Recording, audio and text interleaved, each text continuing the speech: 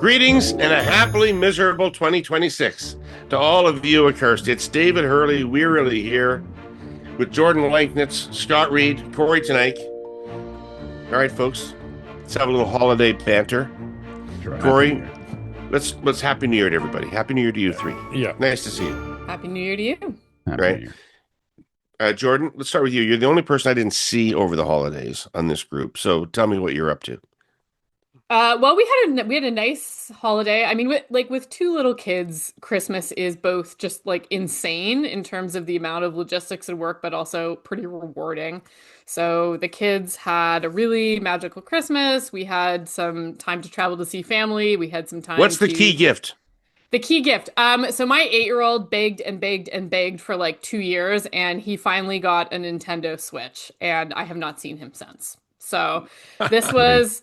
This was a really yeah, and he welcome to the Western world fashion of yeah. This is great. So I guess this is how other people do it, and it's very successful. He taught my 4-year-old how to play Mario Kart, and so they play Mario Kart together, and she trash talks him, which is priceless. So that was worth the price of admission alone. Right. And then other than that, you know, I think like everybody else, I watched Heated Rivalry, so I'm now officially a hockey fan. I had no idea, guys. I get it now. This is great. I'm really into it. So I'd like to, you know, thank the Canadian taxpayer for subsidizing my sanity over the holidays. This was really an excellent use of money. I binged 4 episodes on New Year's Day of Heated Rivalry, and by the end, that's a lot in one.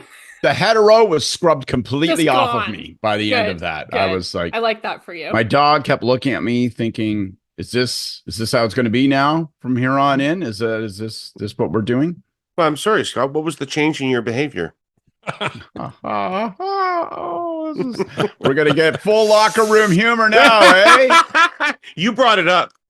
I was hosting Vashti's radio show, so I was supposed to interview Jacob Tierney, except then the guy bailed out in the interview. So I wanted to watch the whole series. I'd only watched 2 episodes. So I watched the final 4 episodes thinking that he was going to be on the radio with me the next day. And then he wasn't, but I now have the delight of having watched the entire series. Episode number 3 is the killer in my view. That's a good episode. Yeah, you may need like 3 to 5 business days to recover. Just, you know, schedule your life accordingly. I've never seen so much sex. They have more sex in 6 episodes of a hockey show than I've had since I turned 16. Like it's unbelievable how much sex there is. Well, how many kids do they have? Well, you're flirting very close. I haven't seen the show. I haven't seen the show. I'm sorry. I don't know anything about it. 2 queer hockey players. What do you think your joke implies? Okay, come back when you've watched it. Come on. Oh my, hard to compete with that. Kory, where the hell are you? I'm in Vancouver. That's why it's dark out, and I look like I'm in Dracula's lair here or something. What you doing out or just your lair? Just meetings, work stuff. Okay, all right. But yeah, meetings, work, the burning of candles. I thought maybe you had such a good time with your family in Saskatchewan that you followed them back to British Columbia. I did have lots of fun with my family, but no, that is not what's going on. They're on the island, and I'm on the mainland here. But hey, look, it's like +5, so that beats the hell out of -20, which is what the holidays were. Yeah, but we had a very warm New Year's Eve together, David. That was very fun. We did, and that was I don't know whether it was warm. I was so drunk. I can't remember. Did you guys go caroling or like what? No, we went for a nice Italian dinner, and then went to the Horseshoe Tavern and watched the Sadies. Oh, did you? God. Yeah. Oh, that's a good time. They brought Ron Sexsmith up for a whole set, which was really nice. That would be fun. Yeah, it was. Although, you know, Ron's not festive, right? Like New Year's Eve, like Ron, you think Ron, find a happy song, Ron. It's a little mellow. I love Ron. I love him too. Our presenting sponsor, TELUS, I mentioned here a few weeks ago, has opened Canada's first fully sovereign AI factory. I'm going to get all granular here on some of the tech. The factory is equipped with NVIDIA Quantum InfiniBand networking technology, which is a little like a super fast, super wide highway system for data. Sticking with the analogy, AI supercomputers are like the vehicles on that highway. They process the data and link to all other computers as they solve the most complex computational problems at a speed of trillions of calculations per second. Basically, InfiniBand works to minimize bottlenecks or prevent the data traffic jams that can slow things down between AI supercomputers. The ultimate effect is that, instead of computers just sitting there waiting, idling in line to share information, which wastes so much time, NVIDIA's networking technology lets them all communicate instantly and work together as one powerful fleet. That means Canadian business and researchers can tackle the biggest, most complex AI projects because they get done that much faster. Like traffic flowing smoothly and quickly on an infinite lane highway instead of getting stuck on a single lane country road. And blessedly, that's the terminus for my highway analogy, hurly burlyites. But come back next week for more from the TELUS Sovereign AI Factory. Here's how I want to begin this conversation. It is unusual for foreign affairs to be important in Canadian politics. I can't think of an election outside of wartime that would have revolved around, in any significant way, a foreign affairs issue other than 1988 free trade with the United States. And that's a little bit of a different matter. So normally, because Canadians don't see themselves as players on the world stage, I think foreign affairs is not a big deal. But this Venezuela thing, I wanted to bring it up because it feels two reasons. One of which is it feels like it's got some broader implications to it. And the second thing is that there was a strikingly different response from our political parties to it. And it made me feel like they saw different resonance of what was going on with their audiences from each other. So maybe just to keep you awake, Kory, I can start with you and and ask you whether you think what happened in Venezuela is going to have reverberations into Canadian politics. I think the answer is yes. I think you're already seeing some signs that that's going to be the case. But I want to, I don't know, hedge a little bit on how much and what they'll be, because I think it's really going to depend on what comes next and on a bunch of fronts. If you're just looking at the face of the action that's taken, like the attacks on drug boats and seizing of oil tankers, all that stuff's been going on for a while. So I don't think it's a shock that this culminated in some sort of broader action. So I don't think just that issue in and of itself, but I think if you combine it with the Don Rowe doctrine stuff from earlier and the agitating about 51st state and talking about how the president has a love for Greenland that seems a bit predatory. The tariffs on Brazil that had nothing to do, obviously, with trade surpluses or deficits in the way that he was talking about for everywhere else. U.S. has a trade surplus with Brazil, yet there's a 50% tariff because he doesn't like the politics of the existing government. That part of it, I think, is where it starts to intersect with Canadian politics in a lot of the same ways that it did during the election campaign. The dislike for Trump amongst the broader Canadian population and electorate is so high. He's polarizing, but he's like polarizing in a way that is very heavily biased against him. And the concerns about what that more aggressive hemispheric foreign policy looks like and where the boundaries are on it. Like we're kind of in unprecedented times with respect to that. And so some people look at what's happening and they see maximalist, worst case scenario view as to what that might lead to and what that might look like.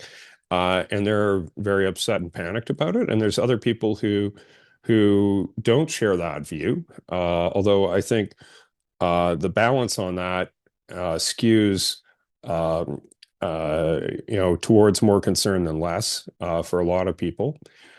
I guess the other thing that's maybe more complex that I'm sure we'll get into more as we go through this conversation is the weird interplay this is, I think, going to have with the pipeline issue in Canada.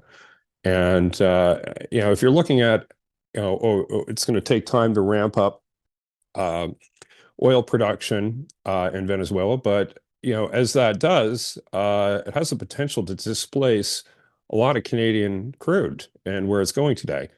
And a market that used to be very thirsty for a key product, a key export product, our number one export product, might be a lot less thirsty. And the notion that we're going to be getting better pricing as a result, that might be challenged a bit if you're seeing a flood of Venezuelan oil going to the same refineries that we're taking bitumen from the oil sands. So I think there's some complex things going on, and I think it's going to have consequences. And I guess we'll see as this plays out whether those who are seeing a lot of fear and concern about what's happened in Venezuela, whether those fears are borne out or whether it's a little bit more of the taco variety where it's Trump bluster and posturing as opposed to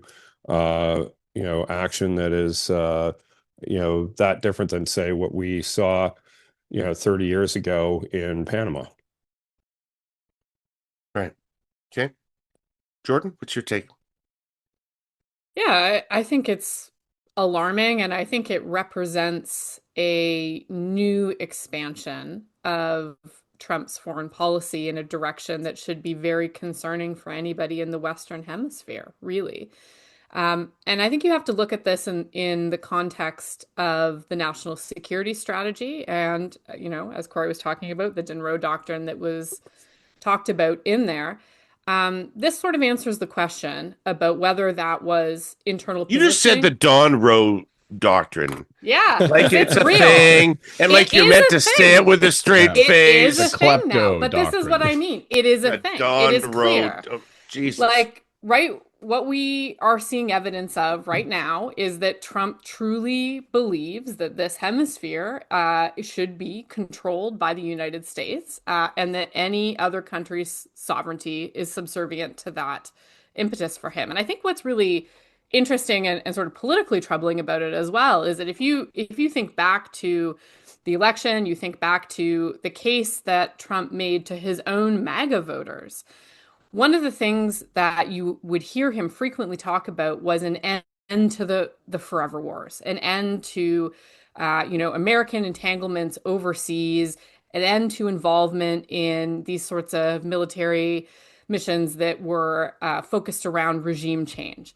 And we actually are seeing right now, I would say, a return and a new face of that type of involvement from the United States. And I think what's really important about what's happening and the move in Venezuela, in a way, is how frank Trump is about the motivations. He very straight up, this is about the oil. This is about seizing a strategic resource. This is not the motivations that he is laying out for this. It's not the war on drugs?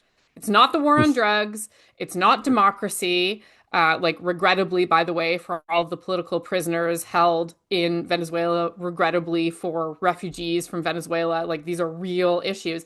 But those are not the motivations. The motivation is oil.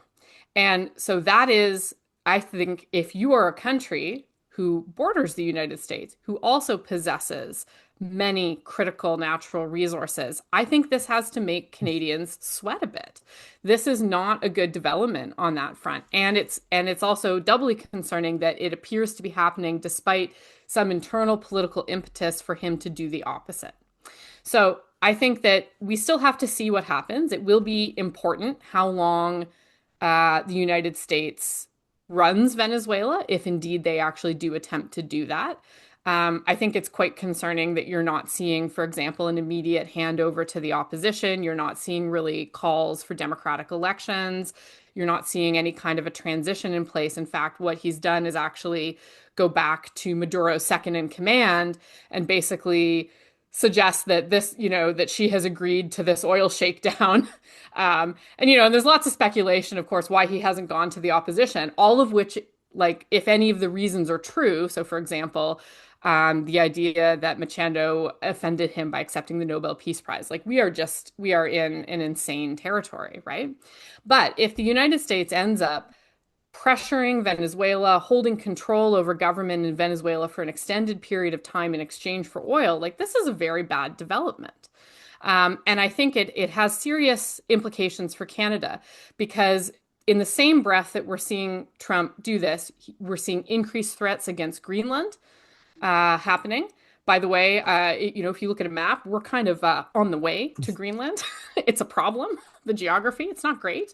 Not to mention, of course, Denmark is a NATO ally. So these things, I think when you pair them together, are very concerning. We saw more broad-based threats from Trump yesterday in the span of a half-hour interview on Air Force One than we've seen in months. And while he's been clear so far that he rules out military action in Canada, he has also been extraordinarily consistent about the economic pressure, about the economic warfare that he is content to wage on Canada. And I think that all of this suggests that we can only expect that to increase over the next year. And I think this really changes the game, because it makes it clear that he is willing to act on what's in that national security strategy, and all of that is bad news for us. Well, the toastiness and the cheer and the carols and Auld Lang Syne and all the specialists are in the rearview mirror. I'm not trying to channel Debbie Downer here. The fleeting nature of the holiday season is what makes all of its specialists so special. This week, we all take a few breaths, having partied last Wednesday night like it's 2026, and then we soldier on into the dead of the Canadian winter. I know, Debbie Downer. But there it is. We're lurching into a new year with absolutely no idea what it will bring. Our sponsor, CN, offers this New Year's hope that Canada and the United States and Mexico work to extend and even improve the free trade deal that has, even in the middle of a global trade war, continued to guarantee most Canadian businesses access to U.S. markets. Some Canadian sectors are hurting, it's true, and CN hopes common sense and mutual self-interest will prevail. CN fervently supports smooth, unhindered trade on our continent. It has made us all more prosperous. The trade treaties we've had since the first FTA back in 1989 have effectively created one big interlocked, integrated market that has performed to the benefit of all. And a great deal of that trade has rolled through Canada and the U.S. on CN tracks, hauled by CN's formidable core of railroaders, delivered on time and efficiently. They are undaunted by even the dead of Canadian winters. Anyway, let us hope 2026 will offer the path back to trade normalcy, because that's where our economic well-being lies. Oh, and while we're at it, bravo to Canada's governments for prioritizing major projects. They will have no more enthusiastic partner than Canadian National Railway.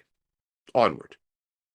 Well, welcome to 2026. If it wasn't apparent in 2025 that Donald Trump was the most menacing force for the destruction of norms and world order, and potentially even prosperity that we faced in decades, it should be apparent now. And this is how he's chosen to ring in the new year. And, I think it should be cause for an enormous alarm here throughout Canadian political world, both in principle and in practice. In principle, if Trump can invade any nation that he desires because he desires something, well, watch out Greenland and watch out Canada, because we have things that he desires.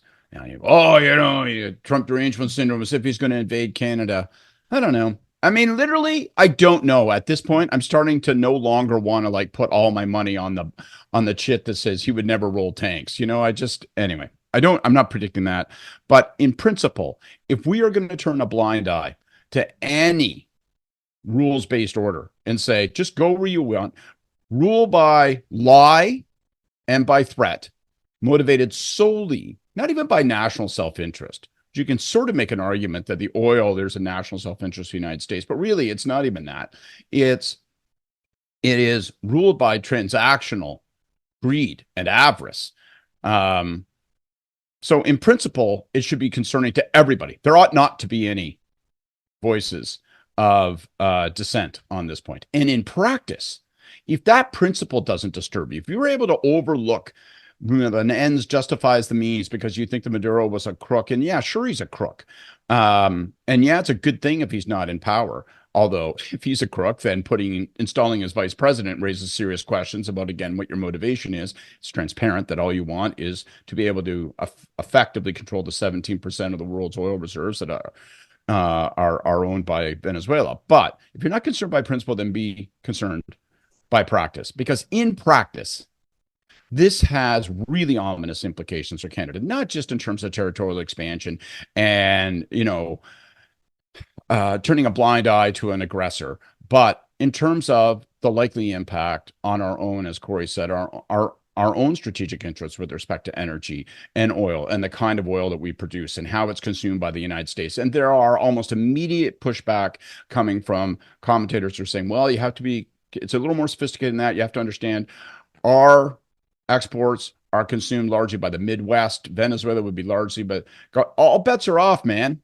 That's true for this moment. Watch what's going to happen on the markets on day one. Watch how harder it's going to be for Canadian oil companies and energy to attract investment now as every dollar stampedes toward, with the encouragement, the incentive, and the structural support of the U.S. administration towards Venezuela and trying to rebuild that infrastructure. He called the fucking oil companies without calling Congress. Okay? So I add all of that together and I say, in principle and in practice, this is threatening to Canada. I haven't liked anything that anybody has had to say as a world leader on this. I really haven't. I mean, frankly. Actually, hold on to that. Just hold on to that. Okay, I'll come back to the statements then. I'll end with this note. To me, the unmistakable question that hangs over 2026 is who, how, and when is anyone going to curb the rapacious, expansionary appetites of Donald Trump? And I mean expansionary in every possible expression of the term.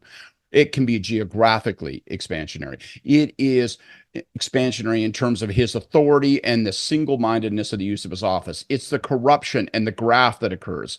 It is the destruction of world order and a rules-based order. All of it, someone, somewhere. And it's never going to be in their immediate self-interest to say so, because he can exact harm on you. But someone, someplace, and I would hope it would start with the U.S. Congress, has got to say, hey, back it fucking up. You are not the emperor of planet Earth. Well, maybe just before we get into the statements, though, like two other parts of this, like in terms of the actual act and what that might, roll out and mean. Like there is a much longer history of problems with foreign and U.S. intervention in Central and South America that drive popular opinion in those countries in ways that are probably not entirely unfamiliar to Canadians, but I would say, similar, but even more so. And I think what happens next, whether there is, more pressure and moves against Colombia or other places, like I think that has the potential to create a lot of problems for the United States. If the objective is to manage and control policy and government actions in countries in the region, how that plays out over time might be very much not in the U.S. interest. Well, I think one of the big lessons of the last 3 decades is that regime change is easy to start for America and far harder to actually counsel everyone to Jordan, watch let me just 2. jump in with you on this, because you've got the closest thing resembling foreign policy chops on this thing. And I God really, help us. for this reason, I don't want to get too much into the substance of the issue because we're not experts. But one of the things that differentiates this from, say, Iraq, George W. Bush's thing in Iraq, is that Trump doesn't seem to give a shit about what happens in Venezuela. He is not concerned about the governance of Venezuela. He's not trying to change any policies within Venezuela at all. He's not trying to do anything for the people of Venezuela. He just wants the oil. So they're just going to have a naval blockade, and they're going to hold the country ransom to giving them the oil. So it seems to me that the risk to the United States in that situation is much lower than it was in Iraq, but the risk to countries like Canada is much greater from a scenario like that. Yeah, I don't think you're wrong about that. And I think it's also, though it needs to be said, it's like unpredictable how this will play out, even if that is the scenario, if that is the limit of the influence that Trump wants to exact on Venezuela because of the history, which others have talked about, of American involvement in imperialism in Latin America. This taps into some really deep currents there. There, and this is also like we have to remember too, this is like a place, there's a lot of armed groups there. There's a lot of different interests at play, and particularly when the United States is not clearly indicating that they are going to pressure any kind of a transition or any kind of a move to free and fair elections in the immediate. This creates a big pressure internally in terms of who is going to take control there. And I think this stuff can be unpredictable. So you have, for example, Maduro's vice president who's now governing. But how is she going to hold this together? Is she going to agree to the demands from the United States? Well, she's got her own political base, right, to deal with. This is a very, very fluid and tense situation there, and I'm not clear that that is going to necessarily play out. That's why they're going to put Stephen Miller in charge. Well, yeah, but that's why they're going to put Stephen Miller crazy, in charge, right? Setting new priorities, resolving to make positive change. Call it what you want. A fresh new year brings all kinds of good intentions for individuals, organizations, and government. For their part, our sponsor, the Canadian Climate Institute, looks to 2026 as a year of renewed momentum on climate policy. They lay out their reasoning simply and optimistically. The challenges ahead are urgent, but the policy solutions are right in front of us. And it's true that 2025 saw some positive steps forward on climate. But the year ended with more than a little uncertainty, too.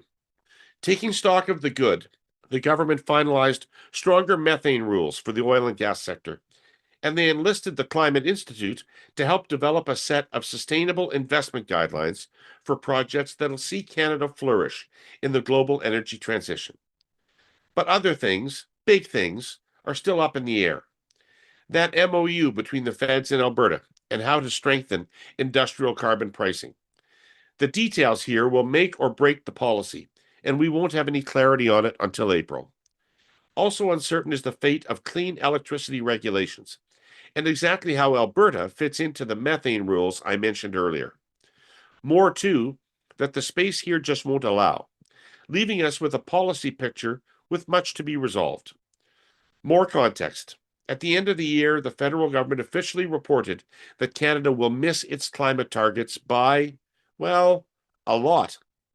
So the Climate Institute calls for the proverbial rolling up of sleeves and getting to work on bolstering climate policy. Now, that does more than resolve uncertainty.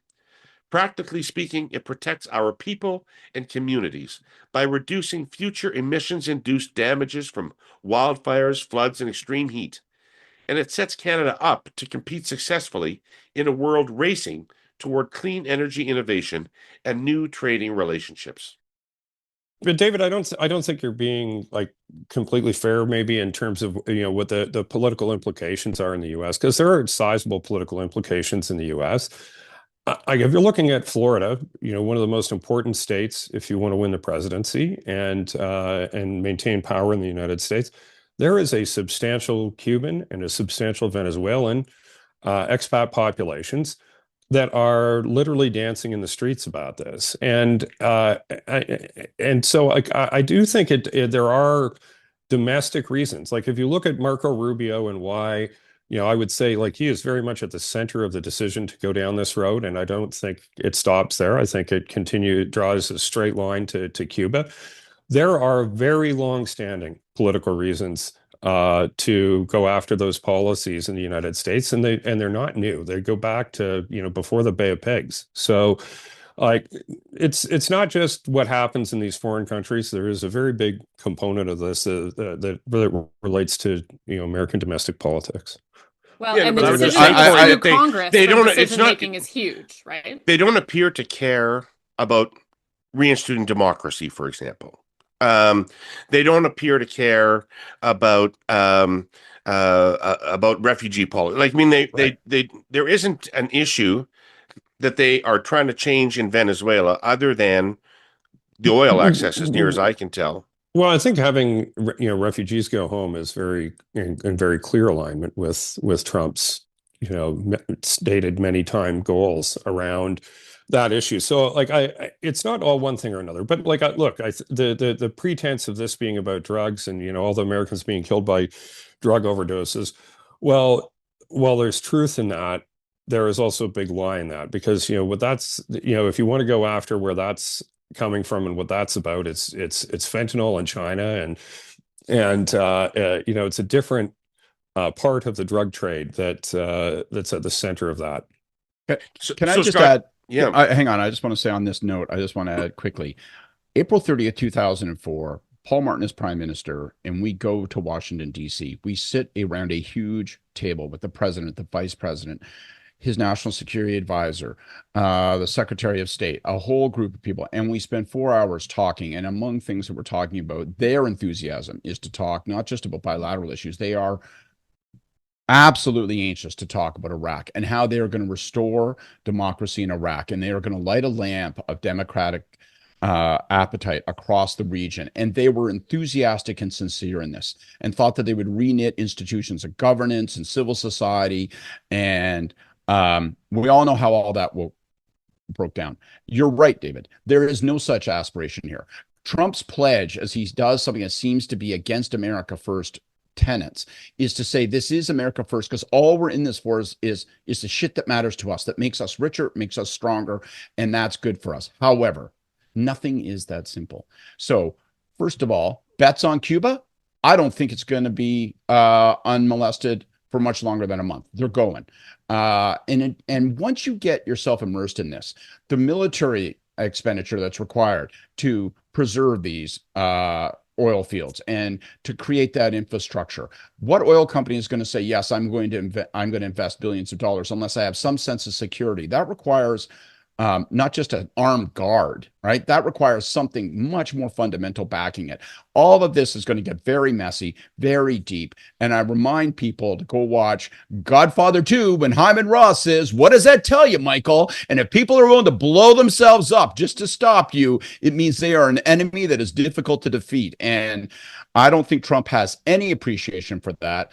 And just as blind as the George W. Bush people were to the naivete about rebuilding democratic institutions across the Middle East, I think these guys are blind to the idea that they can come in, pull what they want out of the ground, gorge themselves on it for financial benefit, and not have to worry about the mess of dealing with the population, the institutions, or any of the other complications that come with just barging into a country and, as Trump says, running it. Yeah. There's just nothing that tidy. So, Jordan, let's go to you now as the allegedly neutral figure in this, start off this conversation about how people reacted in Canada to this development. And so when I first started seeing the news about this on my socials, I saw a lot of conservative-leaning people very excited about Trump's action because they were very against Maduro, and they thought it was very important to have Maduro removed from office. I want to be clear, that's what they were saying when they were cheering this initiative on. And then Poilievre jumped out very early with a statement very much along those lines, cheering this on, congratulating Trump for having done it, and laying it entirely on the removal of a corrupt and inhumane person from the leadership of the country. And I don't think there's anybody in the world that is sad that this guy's no longer in charge of a country, Maduro. But Poilievre jumped on that bandwagon. Now, to my eye, and I have a biased eye, to my eye, over the course of the succeeding days, Trump has cut the legs right out from under Poilievre's positioning on that because it's become so clear that that's not what this was about. But nonetheless, I find it interesting. And can you start to walk us through the politics of why Poilievre wanted to be out and out early endorsing Trump on this measure? Yeah, I think it's fascinating. And I want to be clear too, it's not just Polyev. You know, we saw also others like Michelle Rumpel-Garner did a quite a lengthy Substack sort of defending that position as well. So it's not just Jason Kenney, one, and I have a lot yeah, of time for like Jason. it's He was out enthusiastically on yeah. almost an ideological basis of this is anti-commie. Yeah, Yep. that's right. So it's not just sort of one tweet. There's a thread here, and I think Polyev's intervention represents maybe an early crystallization of that, but he's got company on the right in Canada.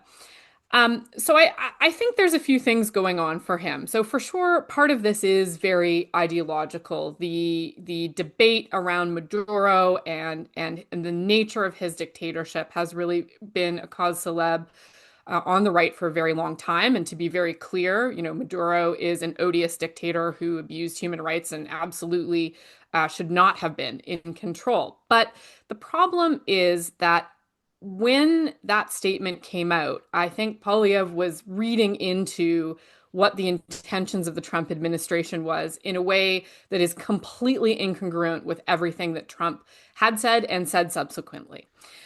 So he was basically reading on to that, a motivation about democracy and regime change within Venezuela. Whereas subsequent to that, Trump has been very clear that oil was the motivation, and that he actually has very little interest in changing who is actually in control in Venezuela. And by the way, I think, Kory, that is also something that is a problem in places like Florida for Trump, where he's seeing, you know, certainly some backlash to that. So the politics of this for Polyev, I think that it's happening at a couple levels. So first of all, and this is also like a reminder for anyone who chooses to forget, like Polyev himself is quite ideological. Like this is, you know, he participates in those currents of conservative thought. He views that as something, a serious part of his persona. This is part of the walk and talk videos. This is all like he is in that ecosystem intellectually and ideologically, not just politically. And so I think it's a natural move from that perspective. Secondly, I think probably there's something personal in it as well. Of course, his wife hails from Venezuela, and this is an issue that he has some personal familiarity with.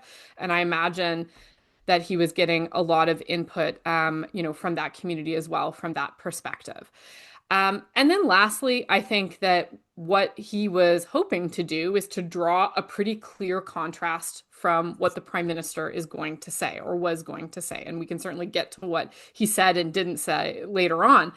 But it's pretty evident that what Polyev tweeted in terms of his complete endorsement and almost like the cheerleading tone of it was never going to come out of the prime minister's mouth, was never going to come out of the mouth of anybody from the Liberal Party. And so he was able to take that terrain himself. So that's about as generous as I can be in terms of the rational political motivation for it, because I think that there are some really serious downsides for Polyev, particularly as time has worn on and it's become exceedingly clear what the It's only one motivations. day. Yeah. It's been like 2 days. I mean, let's say Yeah. 2 days, Who could have charitably. cast It's their been mind forward that far, 48 David? hours, right? But you know, in Trump land, that's a very long time. But it's not aging well, right? This is what you've ended up with now is effectively Polyev out there endorsing Trump's might makes right foreign policy. And that, if you are in Canada, that should fucking make you get into a cold sweat because today it's Venezuela, but maybe tomorrow it's Greenland, right?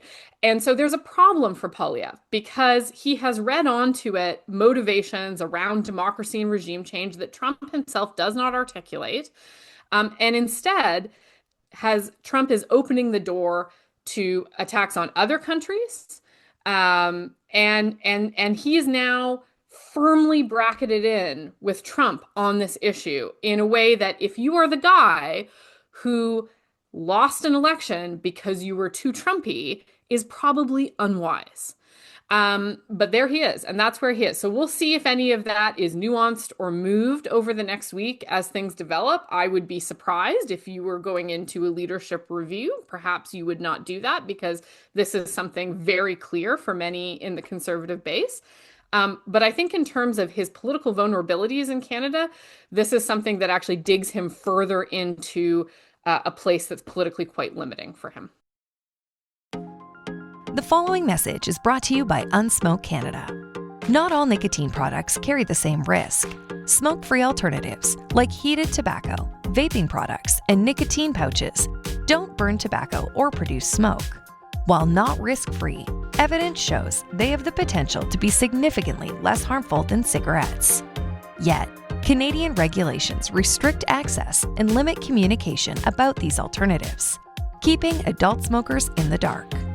Sweden has accepted this science, embraced smoking harm reduction, and driven smoking rates below 6%. Canada has the tools to do the same, but it requires political will. It's time to align regulation with science, expand access to smoke-free products, and empower Canadians to make informed choices. The evidence is clear. The opportunity is real. Canada can be smoke-free. Learn more at unsmoke.ca. So, Kory, I'm not trying to urge you to revisit your greatest hits from this podcast over the last year, but I presume that if you were sitting down with a group of advisors, were sitting down with Poilievre, and they're saying things we probably shouldn't do in 2026, one of them would have been, let's not send out any tweets that start out, congratulations to President Trump. And so the fact that they did that, and did it really early. Is it leadership review politics?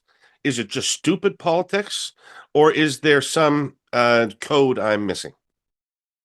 It's hard. It's hard to see how the politics are smart on that portion of it. Like I think there's a very deep well of support for getting rid of Maduro in conservative circles. I think that's very true and very real and very long-standing. And then when you look at the response of Jason Kenney and many other people, it taps into that. Where I think it goes off track is exactly what you just said. The praising Trump part, that'll get you, less than half of the conservative voting public to say, yeah, I'm with you on that. So it's hard to see how it isn't self-limiting in terms of your political support to be taking that line on it. Now, so why would you do that? I think there are there's a cohort of folks who think that the way to get a deal with Trump and the way to move things forward is flattery, and and you've seen Carney cross-pressured on this too, when he's, sitting on the couch laughing at the jokes and nodding along with the president. Like that hurts whether you're a liberal, that hurts whether you're a conservative, that hurts whether you're a New Democrat. But there is a compulsion there to try to curry favor.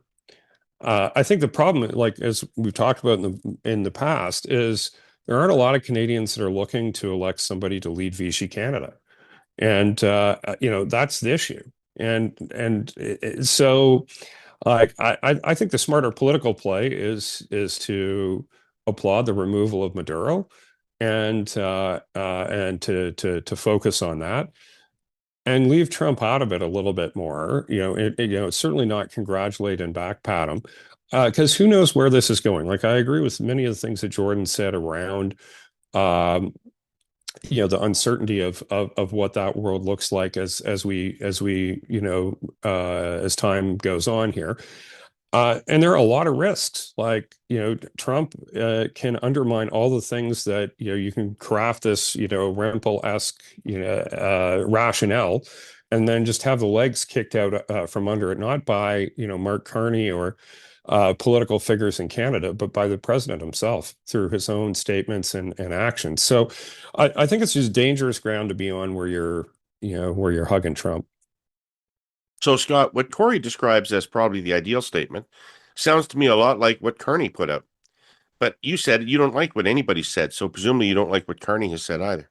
I wasn't crazy about it. No, I don't like what anybody said. I thought that Carney was necessarily weak, and I think that Poilievre was unnecessarily ecstatic. And I don't like either. I think what this conversation gets, and I don't like it, because I think that the implications are so obvious and so immediate, both, as I said before, in principle and in practice, both in terms of what it means, in terms of the license we're providing to a person that knows no bounds and has no motive that can be positively characterized, and also the immediate and certainly medium-term implications for our own interests, particularly in the energy sector. So now, if I put the advisor hat on and I go, okay, now what would I do if I was working there?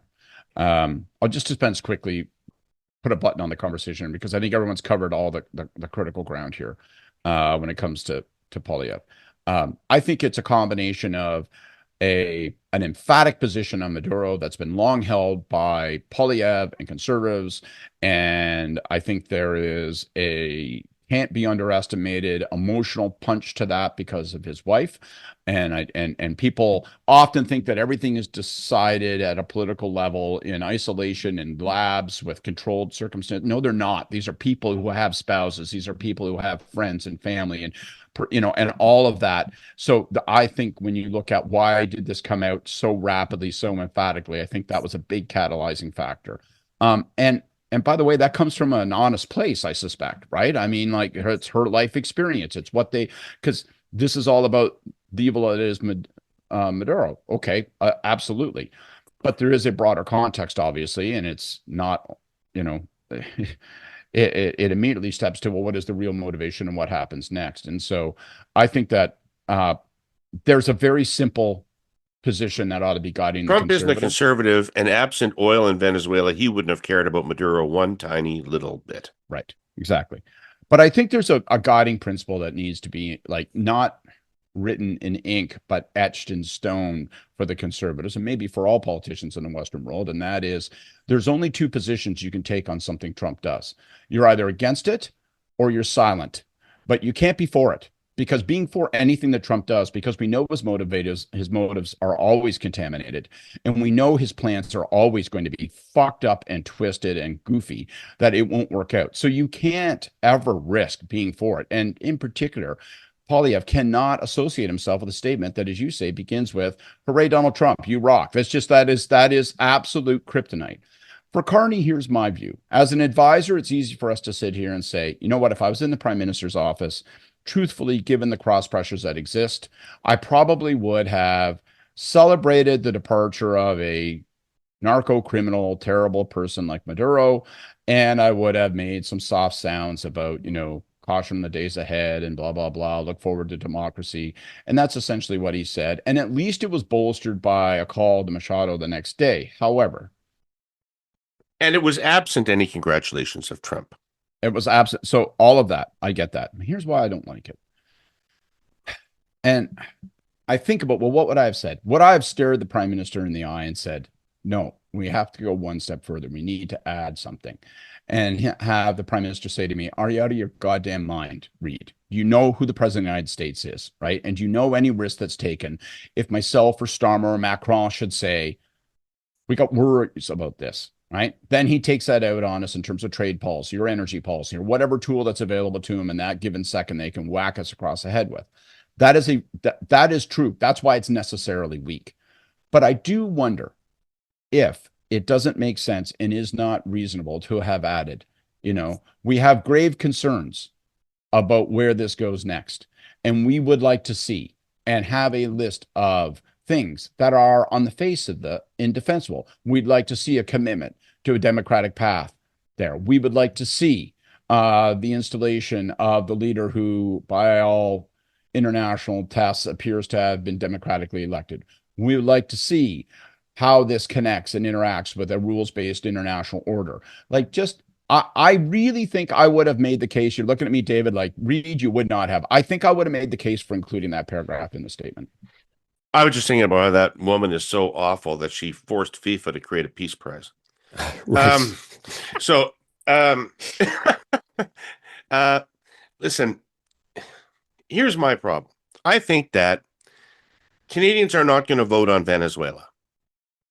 And I think that Carney's statement doesn't matter one tiny bit politically, one way or another. But Poilievre's does, and I don't understand it. Because I assume that there are, like Steve Outhouse, I interviewed him, smart guy. Jenny's still around, smart woman. Poilievre himself, smart person. Other smart people must be around there. If you look at the potential for an election in the next short run, say a year, and you're the conservatives, you say, if this election's about the economy, we probably win. If this election's about the cost of living, we definitely win. If this election is about a need for change, we definitely win. You can go down the list of issues. The only election we probably don't win is an election about Trump. Yep. Yeah, I think that's true. I think that's very true. Don't. So what the Make a fuck bet. are they do? What the fuck are they doing is my question. Well, So I mean, I think this goes back also to Polyev being Polyev. This is an article of faith for him. And so he is doing what feels right and good to him. And that is something we have seen in the past. We certainly saw that during the election. That he will make that choice to the detriment of a broader appeal.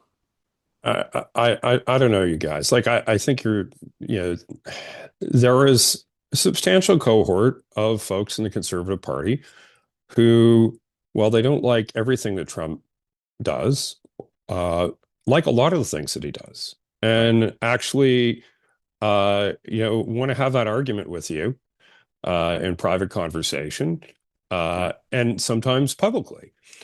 Especially those muscular expressions of military might, right? Yeah, like, go blow that motherfucker out of the water. Like, they like that. And look, you see, and it's kind of irrational, but like, look, you'll see that at times in other parties too. You'll see, the NDP be apologists for the Maduros of the world. No, that's not true. That's not true. I do think it is true historically. No. I do think it is true historically. No. But there are people who, certainly people, look, we can go back all the way, all about the Coots Diaries and all of that. The amount of kissy face made to the Cubans over the years by the progressive left in Canada is pretty unbecoming to a lot to That's a pretty uncharitable way to describe Ed Broadbent's engagement on human rights with Castro. I'm happy to be uncharitable about the Cuban regime. Those things exist as very small minorities of people in the general public, but they do have a following within political parties and often in very central roles. And so, like, I think that explains part of it. I think it's, sometimes what people say is just a reflection of what they believe, and it's not all a calculation. So, like, I think there's an element of that goes on. And I agree. Feels like checkers, man. Well, I agree. Well, I agree, though, David, with your assessment, and I don't think any of us are actually disagreeing about this. The problems with doing that politically, and where that leads politically, and how it's not in your interest politically. But sometimes people do and say things in politics that are motivated by things other than what's in their political interest. And I think that statement is one of those. Like, I think it was fine, except for the hugging of Trump. And I think there would be no issues with it absent that part. For anyone who's, potentially, or most people are potentially or have voted conservative in the past. Yeah. David, I want to pick up on, can I just pick up quickly on something that Scott said? Because I think there's another angle to the statement that the statements that Carney and Anon put out. And, if we want to put our thinking hats on as advisors and think about what were the other options that were before Carney, I think, like, there actually are a couple of examples that were pretty good. Although I agree with you, Scott. Like, I think that the majority of the statements, like everything from the UK to France to the EU, they were very weak. They were all Kendall. They were all Kendall. Right. Pull their pants down. Wait, can we all agree that all of these people are scared to death of Trump and what he'll do? That's right. Of course. They totally unpredictable, maniacal giant out there. Yes. There's a horse in the hospital, John Mulaney. Yes. There is a horse in the hospital. Right? And everybody's fucking afraid.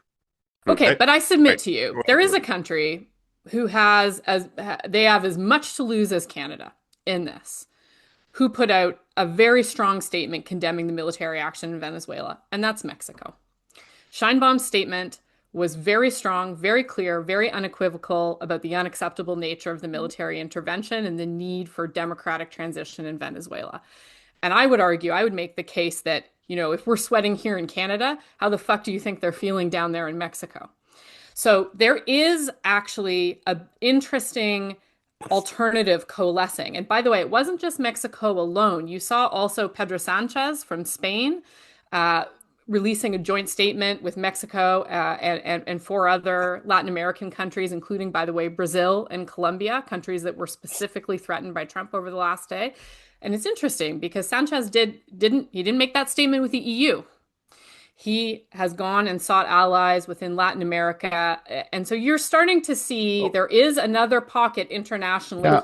Okay, so let's bring this back to domestic politics. Stronger response. You've triggered something in me. Let's bring this back to domestic politics. Because I might argue, and I'll argue this just for the sake of to get something going here, that while Canadians do not want you to congratulate Trump, they also do not want you to unnecessarily hemorrhage the relationship even further. So if Carney had come out with a statement that attacked Trump for a variety of reasons on this, I'm not sure that would have been good politics, even as unpopular as Trump is. I think it would have been 100%. I want to be crystal clear. What I said, I think that there's a distinction there. Coming out and saying that it is unacceptable to violate international law by invading a foreign country, that's a different thing. And that's what Mexico did. That's what these other countries have done. I wouldn't have done that. That's not what I'm saying. I want to go back because I was the one that put this on the table and said, look, I think there's a missing paragraph that could have been there. And I want to thread the needle of having something additional, but not triggering the political jeopardy that you're talking about, David. And I do think, as an example, if there had just been a statement of saying, we now look forward to working with the United States and with Venezuela and with others to help manage that. And we're more than happy. For instance, we could have made an offer, as we have in so many places around the world, to send international observers to help with the democratic transition. We've done that in a bunch of places, right? You could have said something like that. That would, everybody had, that's the kind of nation building, democratic enterprise stuff that Canada's associated with. You could have put that in there and it would have insulated you, I think, somewhat. It's not the same as saying this is a clear violation of international law, which, by the way, it fucking is. But like, it would have allowed you at least to have a beard on it that smuggles in a note of dissent, but without providing a hook for irrational backlash. It's a clear violation of U.S. domestic law, and I don't see anyone in the Senate or the Congress, jumping up and down in the way that you would have if this were, say, the Iraq War or the similar intervention in Panama. People's response to Trump, both foreign and domestic, is very guarded, and it's guarded because people have eyes and ears and they see what happens when you don't do it that way. And I'm with you 100%, David, in terms of having to manage that risk at the same time. And nobody is looking to have a politician go and poke the bear, but nobody's looking for somebody to go and make sweet, sweet love to the bear either. So it's, you got to find something that's neither one of those. And that's why it's so fucking hard. Yeah. So, but to move away from the Carney, by now, saying go back to something your totally horse. inconsequential, isn't that the political sweet spot there then?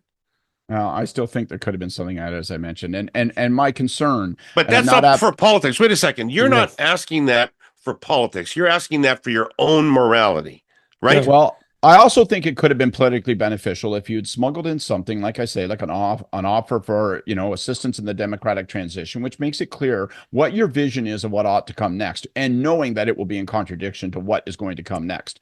But at least that's going to have to be the beauty of it is it would be Rubio's going to have to say that's what comes next. So it can't be, it's not on the face of it a contradiction. I would just say this. I want to interrupt. Let me say this, David. If the horse is running around in the fucking hospital and everyone's afraid to approach the horse, right? The next thing we know, the horse is going to be the fucking head of surgery. And someone's got to stop this fucking horse. I think you have to understand this in the context where you have major MAGA figures out over the weekend tweeting, I'd be worried if I were Canada.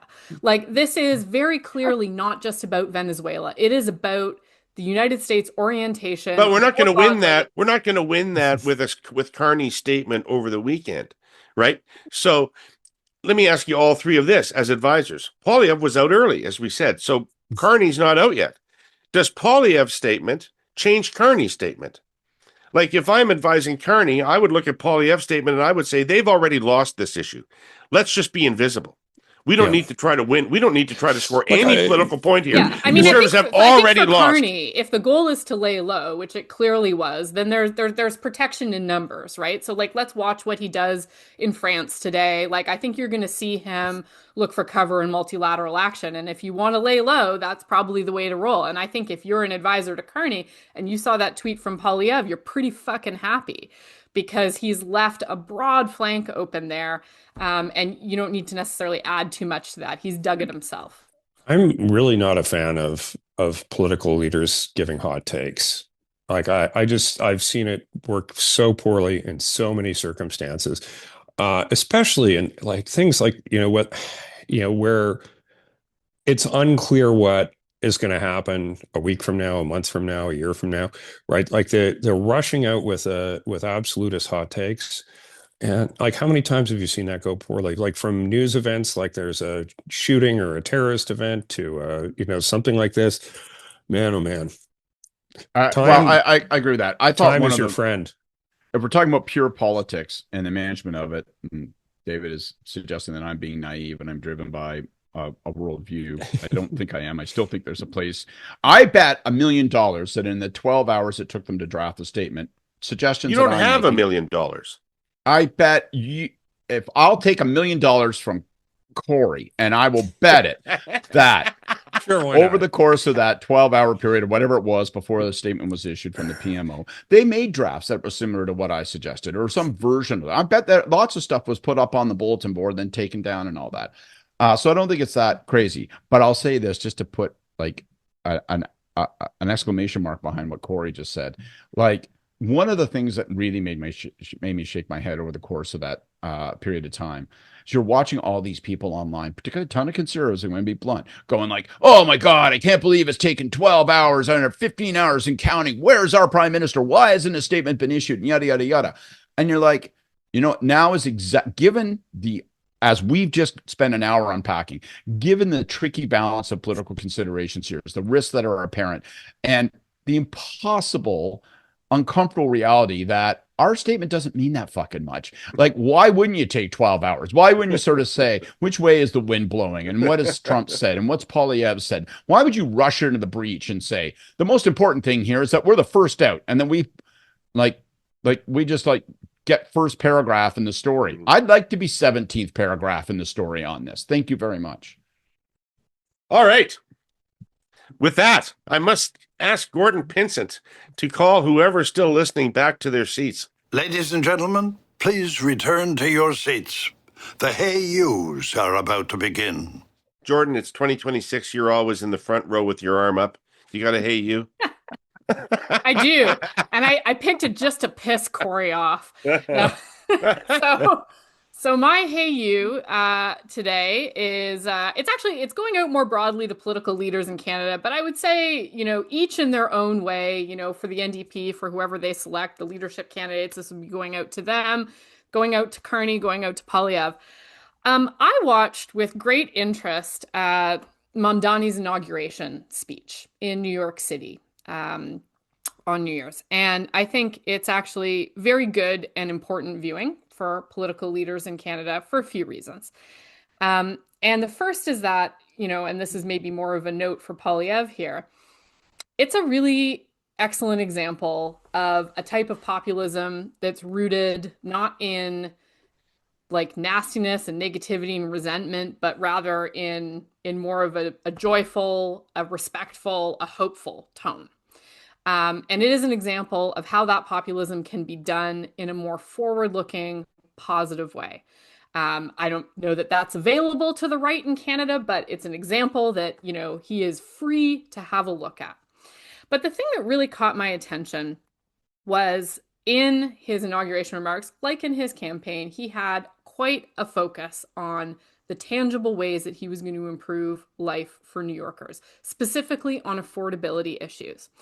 And the way he speaks directly to voters and to people who didn't vote for him about the changes that he's going to bring on affordability should be a complete inspiration for politicians across the board. And a specific note for Carney, because we didn't get to talk about this today, but when you go back and you look over Carney's year-end interviews, and I think broadly he did fine in the year-end interviews, but he was repeatedly so weak on the question of affordability, on the question of what he's going to do about how his bigger vision You don't think that connects. 9-month-old tax cut that nobody knew happened at the Yeah, time, much less amazing, remembers, right? is It's going to okay. be the Like, political answer to that question? I don't think so obviously, either. obviously, like we've all, it's gone, guys. Please stop talking about it. Nobody knows about it. Nobody cares about it. The money is gone. And that is that. It is so different to see a politician who understands very clearly how to connect with people on the issue of affordability, how to stay focused on tangible improvements on it, who is not scared of the issue and has the ability to connect. And Mamdani is ideological. He is a democratic socialist. He is clear about that. But what he is able to do is connect that vision to tangible ways he's going to improve people's lives in a way that is relatable and accessible. And so I would invite Canadian politicians across the spectrum to take a note from that, to watch that, and to look and see how that might be better integrated into the work that they do. Because I think there's a lot to learn from there. Plus, it was a fucking good speech. All right. Jordan wants to seize the means of production. You know it. I'm not even going to respond to any of that. For me to according to changes their are out of means, the Kory, temple. And we will. we'll be by shortly.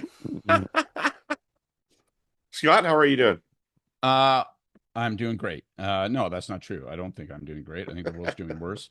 My hey you is to the Prime Minister's office, and my hey you is a heartfelt, sincere, and enthusiastic thank you.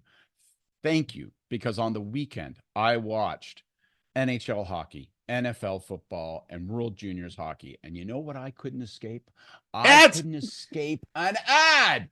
Build strong machinery, St. Lawrence Seaway. I don't even give a goddamn what it says. It's just an ad. It's a full 30 seconds brought to you by the government of Canada. Jesus Murphy, like water to a man dying in the desert. Thank you. Thank you.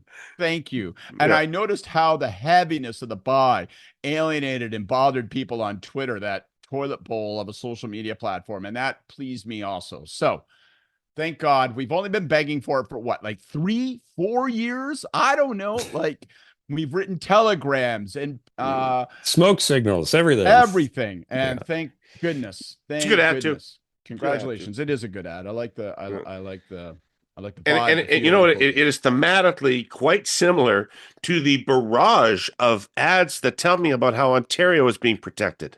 Sometimes they'd go back to back. I'd watch Build Strong, and then I'd watch Protect Ontario, and I'd lean back in my easy chair, and I'd think, my God, I'm reassured. Hooray. Hooray for the governments that we have elected. Kory, you got to hear you. Yeah, I'm trying to figure out how to aim this one in particular. But just around the pipeline stuff, I'm out here in Vancouver and thinking about those issues, maybe a little bit more as a reason, but also because of the stuff with Venezuela. The need for us to, and we don't have a long time, it'll be a few years to get Venezuelan oil production up to what its historic capacity has been. And we better find another market for a bunch of our oil, or the problems that we have today are going to look like child's play. And the notion that this is about climate change and all of that, well, it could very well be about economic survival. And in Canada's economy and prosperity, looking at all what it looks like today. So I think people need to sit down and figure it the fuck out how we're going to get those pipelines built. Because it's if you thought it was important before, after what's gone on with Venezuela, it has become much, much, much more important. Kory, not just the Venezuelan oil thing, but the bloody mindedness about the United States that it displays is an indication about how everything, including CUSMA, is going to go for us. Yeah, I think so. I think so. So, like, it's anyway, time to get busy. We folks. do not have Okay. time to fuck around. I think it just Yeah. got harder. All the attracting investment for all of that infrastructure. Even if we have political permission, all of it just got harder. Well, I've always been a skeptic that anyone other than a government is going to build these pipelines, and I think the chances of finding a private sector investment have gone down as a result of this as well. Like, these are things that we are going to do for ourselves, or we're going to rue the day that we didn't. All right. My hey you very quickly goes out to the Premier of Saskatchewan, Scott Moe. I noticed that in your year-end interviews, you went out of your way to talk about the better federal-provincial relationship, how much more cooperative the Canadian Federation was being, and how much better it was working. I kind of think you've been an agent of the separatists at times, and I liked the fact that this tone is different, and that with the natural separatist movement happening in Alberta, that you put some cold water on it. So thanks, and continue that constructive approach, as long as you got a constructive partner, which I think you do. So that's our show for this week. Thank you, the three of you. Happy New Year. Great to see you. Great to see you. God, See you we're all too. fucking depressed, aren't we? A little I bit. mean, listen, I think But- 2026 could be the shittiest year yet. Let's Yeah. go. Hey, the Let sun is us make finally no predictions. the sun is finally rising here, so my mood's I getting didn't live slightly during better. the 1930s, but I feel like I'm about to. All right, you accursed. Stay with us for this ride through 2026, and we'll plumb the depths of despair together. Thanks for joining us this week. Thanks to all of our sponsors who made it possible, and we'll see you next week with more Curse of Politics. In the meantime, take care of yourselves and happy 2026.